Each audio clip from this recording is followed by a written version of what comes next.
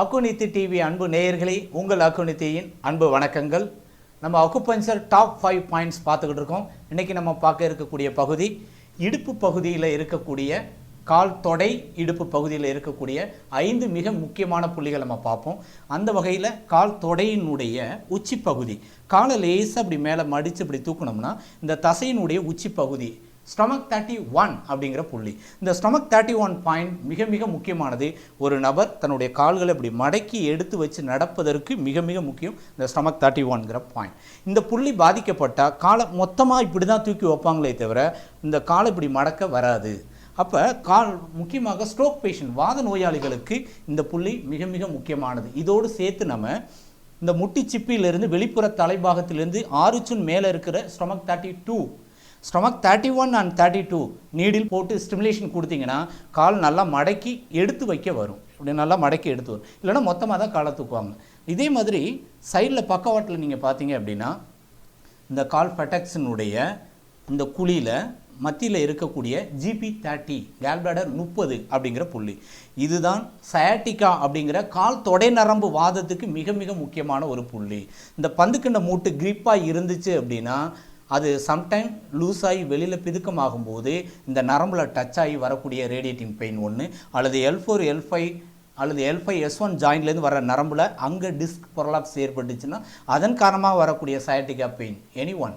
இங்கே இருக்கக்கூடிய spinal problem அல்லது இந்த கிப் ஜாயிண்டில் இருக்கக்கூடிய ப்ராப்ளத்தினால் வரக்கூடிய சயாட்டிக்காவுக்கு GB30 மிக மிக அற்புதமான ஒரு புள்ளி. அடுத்து பார்க்க இருக்கக்கூடியது கால் பிட்டத்தின் உள்ள இந்த பிட்டம் சொல்லக்கூடிய தசையினுடைய மடிப்பு ரேகை, கீழே இருக்கிற மடிப்பு ரேகையில் கால் தொடையினுடைய மத்தியில் UB36 அப்படிங்கிற புள்ளி, சிறுநீர்ப்பை சக்தி ஓட்ட பாதையினுடைய 36வது புள்ளி. இந்த புள்ளி தான் நிறைய பேர் உட்காந்தாலே கீழே மரத்து போகுது, கால் மரத்து போகுது அப்படின்னு சொல்லுவாங்க. அல்லது கால் வீங்கிருது, இடுப்புக்கு கீழே கால் மரத்து போகுது, அல்லது காலில் பின்னாடி எரிச்சல் வருது. அந்த மாதிரியான கால் இடுப்பிலிருந்து ஒரு எரிச்சல் அல்லது மரமரப்பு அல்லது வலி அல்லது கால் வாதம் ஏற்பட்டால் அதுக்கு UB36 மிக மிக முக்கியமான ஒரு புள்ளி. ஸ்டொமக் 31 32 சைடில் பார்த்தீங்கன்னா GB30 UB36. அதே GB30லிருந்து கையை பக்கவாட்டில் சைடில் இப்படி வச்சிங்கன்னா கேல்பிளாடர் சக்தி ஓட்ட பாதையினுடைய GB32 அப்படிங்கிற புள்ளி 32வது புள்ளி. இந்த கேல்பிளாடர் 32 காலினுடைய பக்கவாட்டில் சில பேர் கால் நடக்க இப்போ பார்த்தீங்கன்னா கால் இப்படி சைடில் போகும், இப்படி நேராக எடுத்து வச்சு வராது. முக்கியமாக ஸ்ட்ரோக் பேஷண்ட்டுக்கு சைடில் இந்த கேல்பிளாடர் மெரிடியன் பாதிக்கப்பட்டால் இந்த பந்துக்கின மூட்டு கிரிப் இல்லாமல் கால் ஸ்ட்ரைட்டாக இல்லாமல் சைடில் போகும். சில பேர் நடந்தாக்க அப்படியே ஒரு பக்கமாக இழுத்துக்கிட்டு போகுது அப்படின்னு சொல்லுவாங்க. இந்த பெல்ட் சேனல் சொல்லக்கூடிய கேல்பிளாடர் சேனல் ஒழுங்காக இருந்துச்சு அப்படின்னா அவங்களால நேராக வாக் பண்ண முடியும். இந்த கேல்பிளாடர் சேனல் பாதிக்கப்பட்டுச்சுன்னா ஒரு பக்கமாக அப்படியே ஒன் சைடாக இழுத்துக்கிட்டு போகும். நிறைய பேர் இப்படியே நடக்கும்போதே ஒரு பக்கமாக போய் விழுந்துருவாங்க.